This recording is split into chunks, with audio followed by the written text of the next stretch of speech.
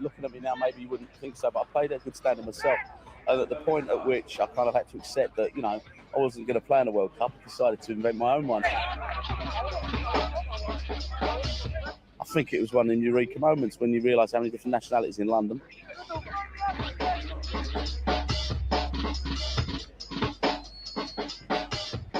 Poland, the reigning champions, are maybe looking a little bit like an ageing team at the moment, but maybe they'll prove me wrong.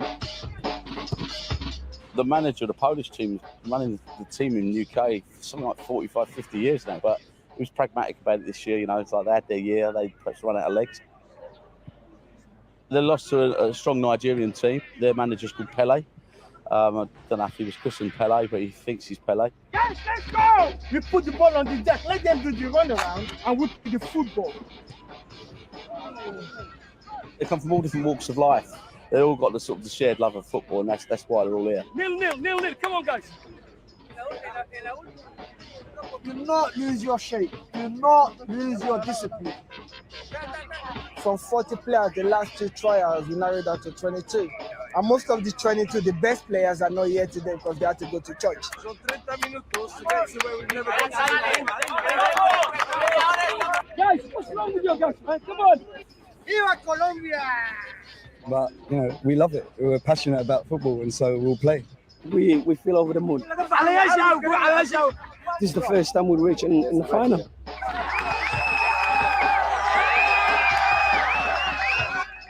This competition is all about bringing all the communities together. And we believe this is our World Cup. Do you want these? Yes. Do you want these? Yes.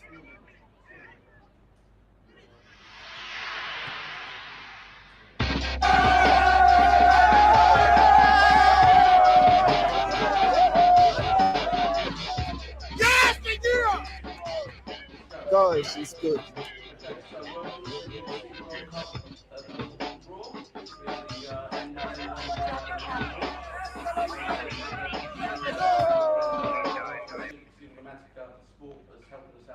Welcome you all today. A few little announcements, some new people you might not have seen, which I'll do in a minute. But for now, this is just another reminder that, post-pandemic, a year on, we're sort of trying to get back to normality, and as the lovely tournament is back.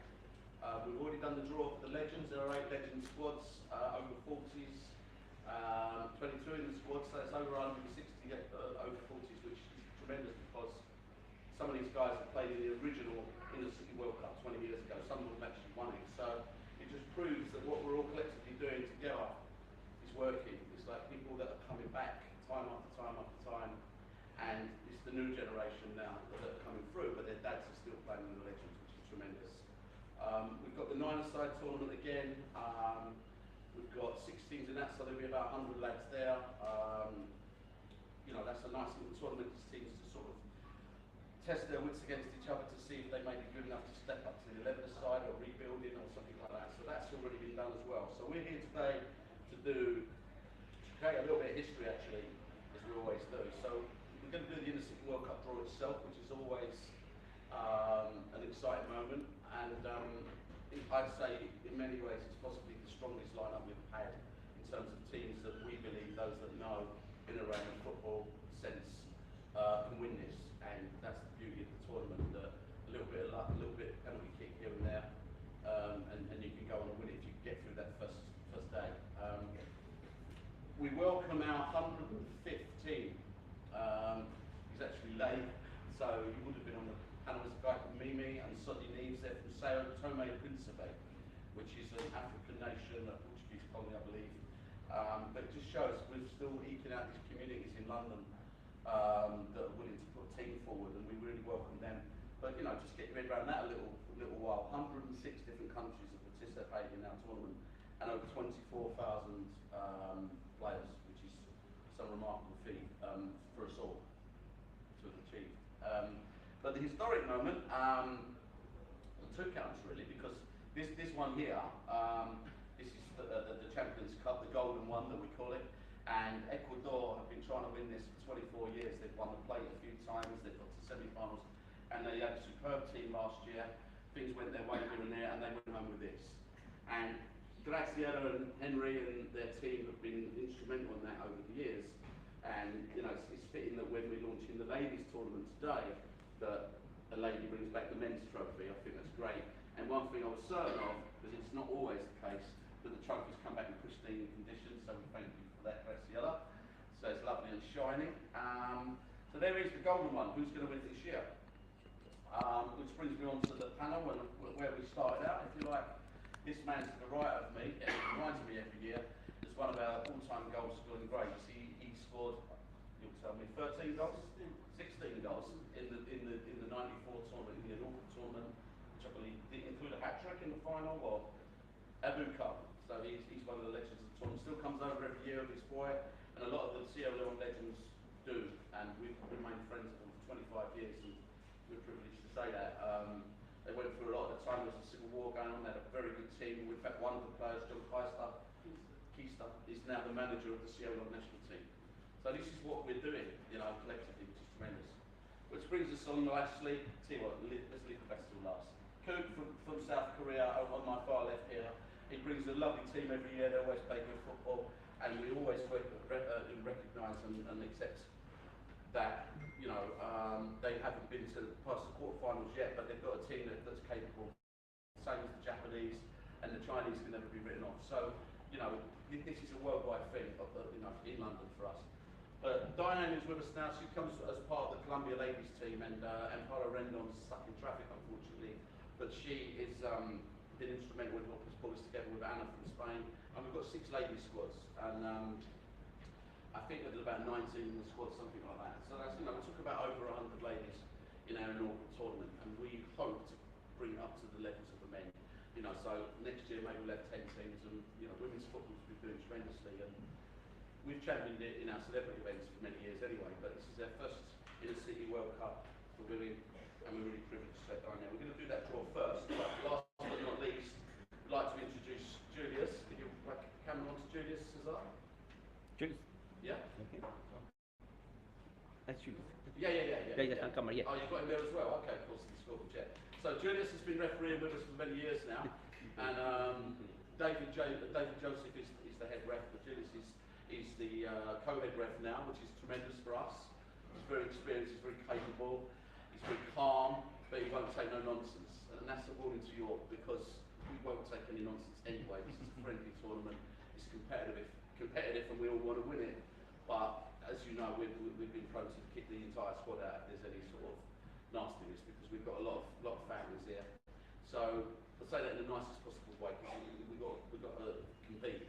So Julius will be enforcing all the rules. The rules are, you know, the 11-a-side rules, 30 minutes each way, and it goes into the groups and all that. But we do this in memory of a good friend of ours.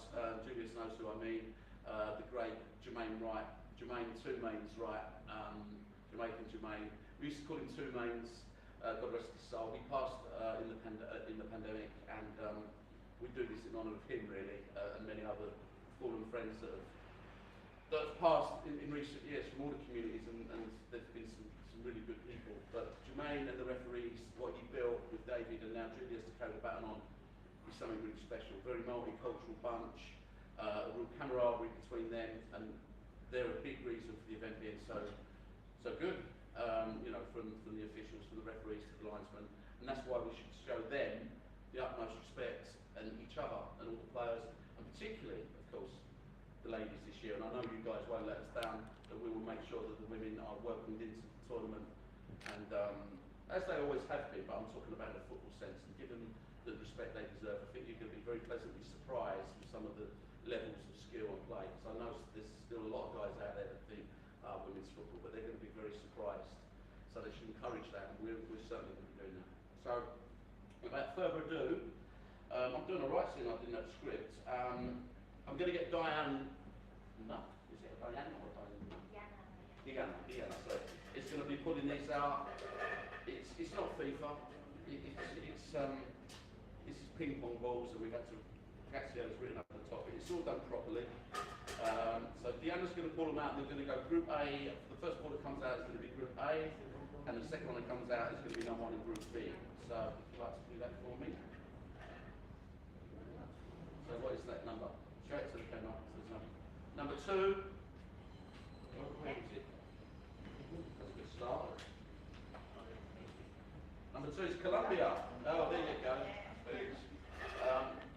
So Colombia Group A, there you go. So this is number 1 in Group B. They're not going to be playing Colombia yet.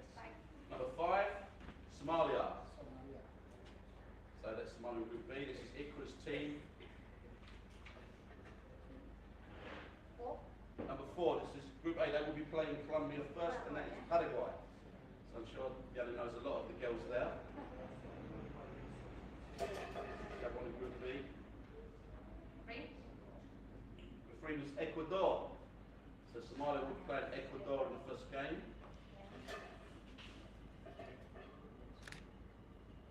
Number 1, Bolivia. So we've got a North-South American group there of Colombia, Paraguay and Bolivia. And of course, let's do it. Espanol. Spain. So, Group A for the inaugural ladies tournament, and let's mark this moment in history, will be Colombia, Paraguay and Bolivia. And Group B will be Somalia, Ecuador and Spain. And the kickoffs will be at 12 o'clock on the Sunday, so we're hoping they'll be arriving at 11. No jokes about women being late, because let me tell you, the Africans are just as bad as ever, aren't they? So yeah, so there you have it. So Group A, Colombia, Paraguay, Bolivia. Group B, Somalia, Ecuador and Spain for the inaugural Women's World Cup. So thank you to Deanna, thank you. Yes, so you want to sit down and do the men's ones now? Right, so this is to play for the big one, the big golden one, which Abu has held. What? No, don't accept it. No, you've won it 4 times. You've won it 4 times. No, sit down. It's 4 times. It's 4 times? Maybe it's not. Okay. He's won it 7 times then. That's right. I told you he's no good at maths. So, Graziella is going to be pulling out the... have you got a spare one of these, please? Sorry. You take them like full. No, we need one each. No, that's okay.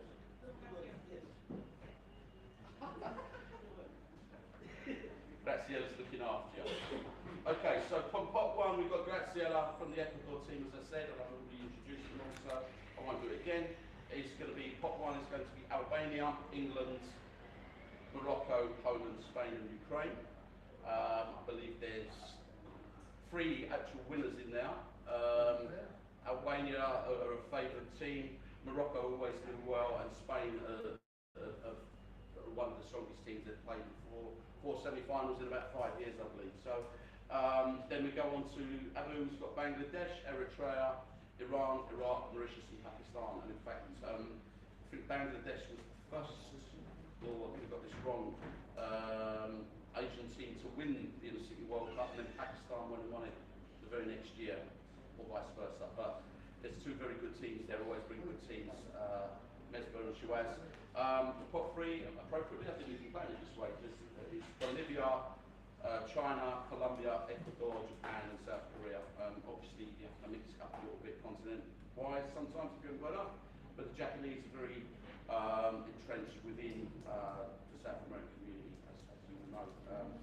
Finally, Cook's going to be pulling out the African teams of rich heritage in the Inner City World Cup, which is including Kenya, the new team, Sao Tome and Principe, Senegal, that was finalists last time they came. Sierra Leone have won it 5 times for the record. Somalia, who have been in a couple of finals, and Zimbabwe was in semi-final last year and the final year before. So look, there's a lot of good teams in it, and that's why it's so exciting. Okay, so let's start. Let's see how we get on. We're going to put more in here. So Graziella's going to pull out one from pot 1. Julius is going to do the honours for us. Number 3, Morocco.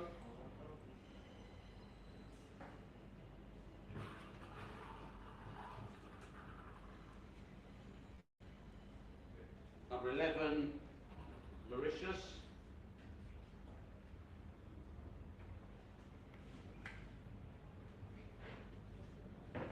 18, South Korea.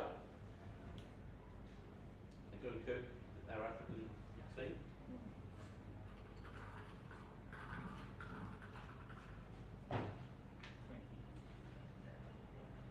Number 20 is our new boys, Sao Tome and Principe. So that's a really cool little group there. Be a nice group. So we've got, in the first game, Morocco will be playing Mauritius at 10. Remember, you've all got to arrive an hour before kick-off to get your kit, and then we've got South Korea, the Sao Tome and Principe. So if you're playing the new boys, go gentle on them. So let's go. Numero uno. Number 1, Albania. They've been preparing very hard for this, let me tell you. They've got a very good team. Alba Berisha's team. Number 12. Previous winners, like I say, Pakistan. Shuaz's boys. That's a tough opener for them, or for both of them for that matter. Number 16. Wow. Previous champions from last year is this dreaded group of death, as they call it. 22. Wow. Sierra Leone. 17 times winners. Okay, doesn't matter. So Group B, this is a tough group, I have to say. Albania will play Pakistan first, then Ecuador v Sierra Leone in Group B. So that's a hard group. That is a hard group. Yeah. Number 5 is Spain. Group C. Come on, Rocket. Number 7, Bangladesh. They've had some good games in the past then too. That'll be their opening game. Number 14, China. Stephen Liu's young team. Number 24 is Zimbabwe. Wow. That's a tough one for China, that's for sure. So Group C will be Spain and Bangladesh, China and Zimbabwe.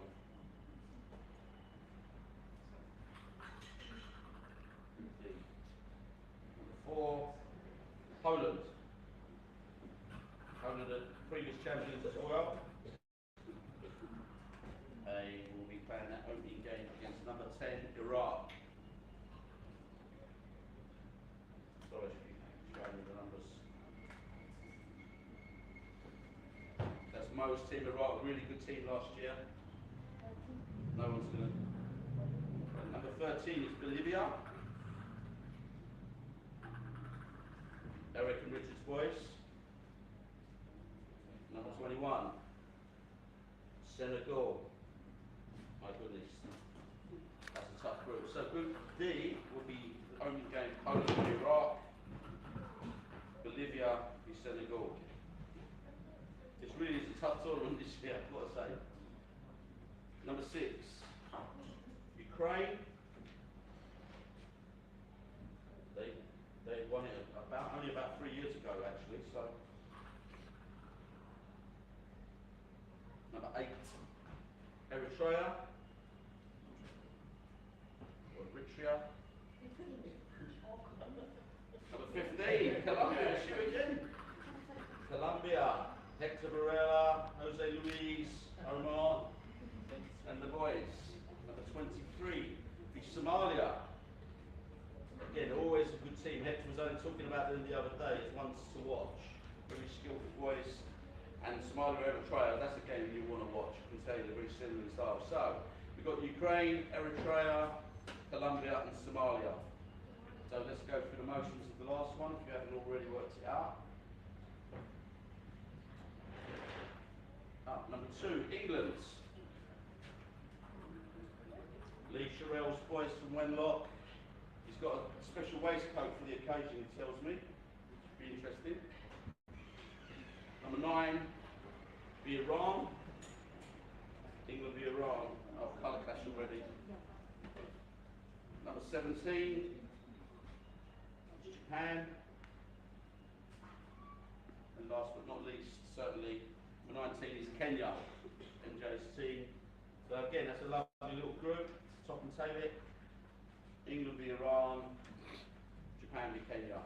And I would say, I mean, you know, you're getting new kits and everything else, but it's probably a good idea to bring your kit from the past, from last year, just in case. And also, some of you would mix the colours up a little bit, so bring them along. So if there is a colour clash, so straight away I know that England and Iran are both in white. I mean, we have got some really nice new bibs and we have got spare tops, but do bring them with you.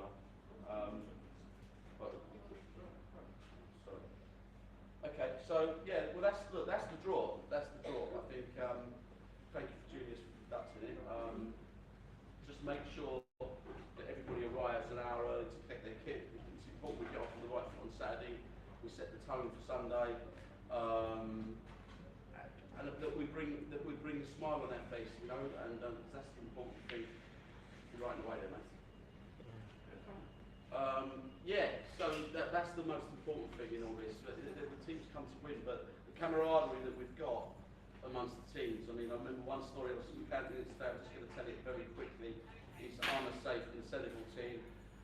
And by the way, you're not allowed to bring hot food and cooking for obvious reasons, but God bless him, he bought some food last year, plenty last time he played.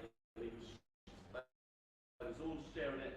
He was sitting there with the Italian boys, the Pakistani boys, and I can't remember the other team now, but they was all sitting there breaking bread together, and that's what this is all about. You know, we've all got our problems going on, the world's imploding, it seems, but what we've all got in common is the love of football, and it's important that we continue that camaraderie amongst ourselves and respect each other and move forward. So.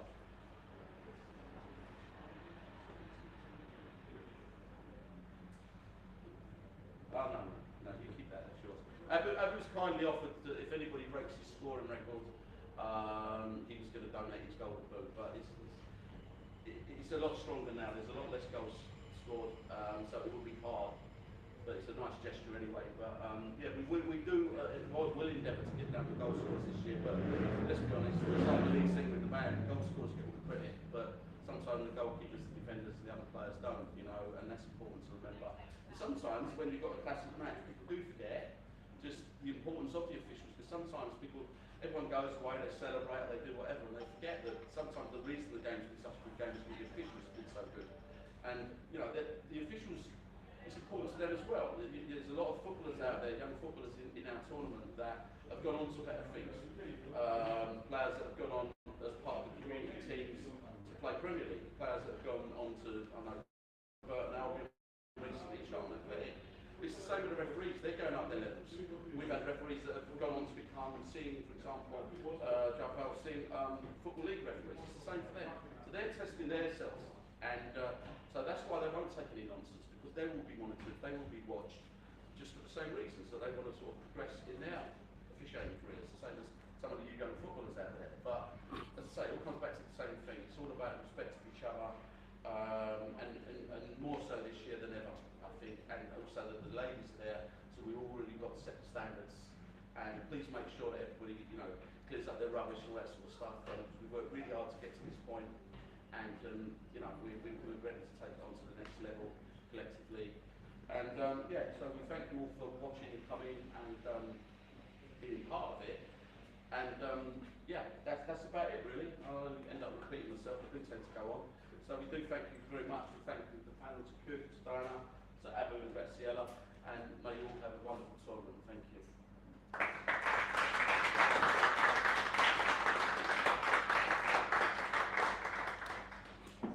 Yeah, well done, Nick.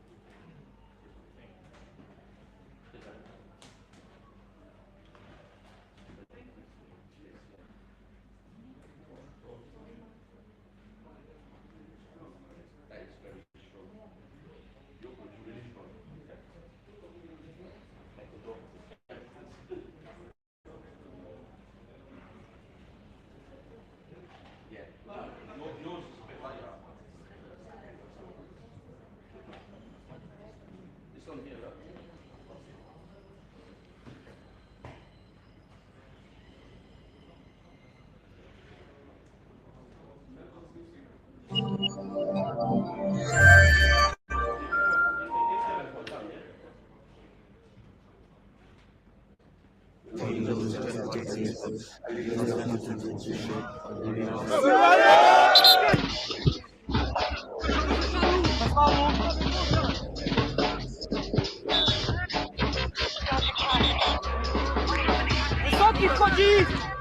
Looking at me now, maybe you wouldn't think so, but I played a good standard myself.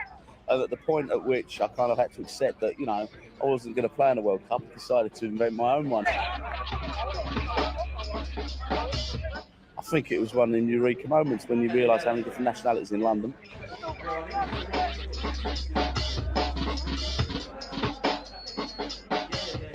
Poland, the reigning champions, are maybe looking a little bit like an ageing team at the moment. Maybe they'll prove me wrong. The manager of the Polish team is running the team in the UK for something like 45, 50 years now, but he was pragmatic about it this year. You know, it's like they had their year, they perhaps run out of legs.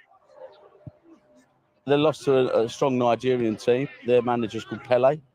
I don't know if he was christened Pele, but he thinks he's Pele. Let's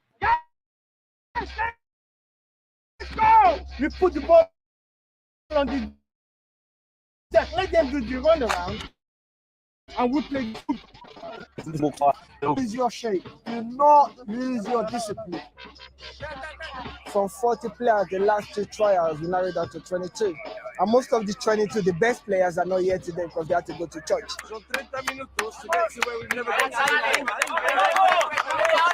Guys, what's wrong with you guys, man? Come on!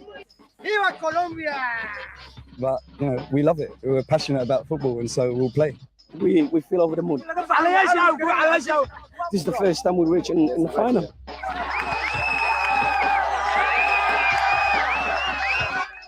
This competition is all about bringing all the communities together.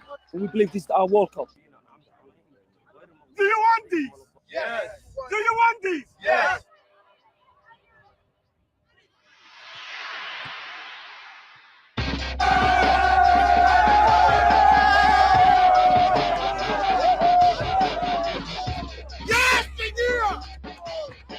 Gosh, it's good.